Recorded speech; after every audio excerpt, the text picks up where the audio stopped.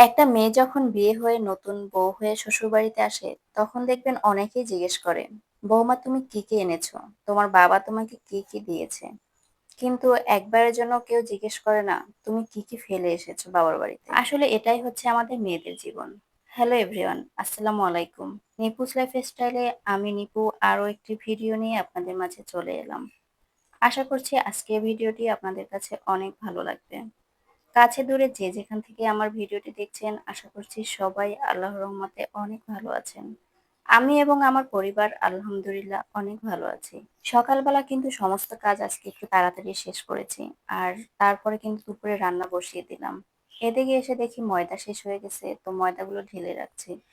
আর রান্নার ফাঁকে কিন্তু আমি এগুলো করছি। রান্না বসিয়ে তারপর কিন্তু আমি এগুলো গুছিয়ে রাখছি। এতে করে কিন্তু দেখবেন আপনার সময় অনেকটাই কম লাগে।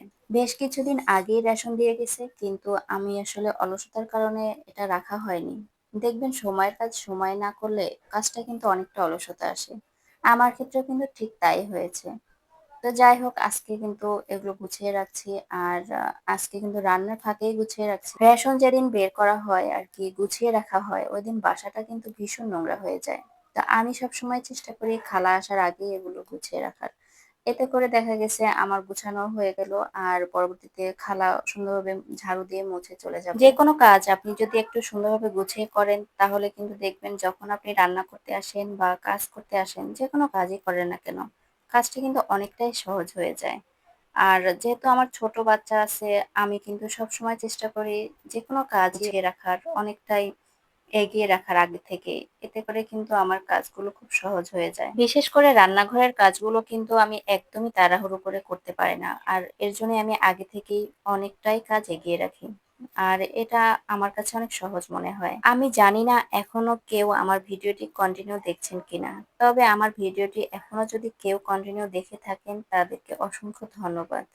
আর যদি কোথাও একটু ভালো লেগে থাকে তাহলে অবশ্যই সাবস্ক্রাইব বা ফলো দিয়ে আমার পাশে থাকবেন। তাছাড়া আপনাদের ভালো লাগাগুলো অবশ্যই আমাকে কমেন্টে জানাবেন। আপনাদের সুন্দর সুন্দর কমেন্টগুলো পড়তে আমার ভীষণ ভালো লাগে। আপনাদের সাথে গল্প করতে করতে কিন্তু আমার প্রায় সবগুলোই গোছানো হয়ে গেছে। আর এখন এটা হচ্ছে নিহান বাবুর খাবার। নিহান বাবু এরকম যে হঠাৎ করেই বলে আমি ট্যাঙের জুস খাবো। তখন না দিতে পারলে সে কোনো কথাই শোনে না।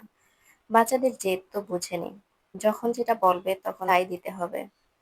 তো ট্যাঙ্ক ঢালার পরে দেখতেছি ট্যাঙ্কটা মনে হচ্ছে নষ্ট নষ্ট। তো যাই হোক, আপনাদের ভাইয়াকে পরে নিয়ে দেখালাম। তো পরে আমি এটা ফেলে দিয়ে পরে কিন্তু আমি অন্য একটা প্যাকেট ঢেলে রেখেছি।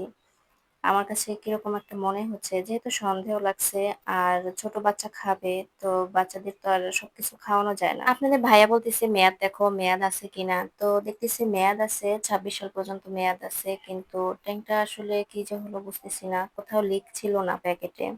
তারপর যে কেন এরকম হলো কে জানে। যাই হোক, আমি পরে চেঞ্জ করে তারপর আরেকটা রেখেছি। অফ ক্যামেরায় কিন্তু আমি বেশ কয়েক আইটেমের ভর্তা বানিয়েছি। বাচ্চাদের জন্য যেহেতু মুরগির মাংস আছে, তো আমরা ভাবলাম আজকে ভর্তা দিয়ে ভাত খাই।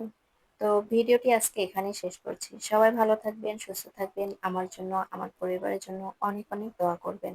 আসসালামু আলাইকুম।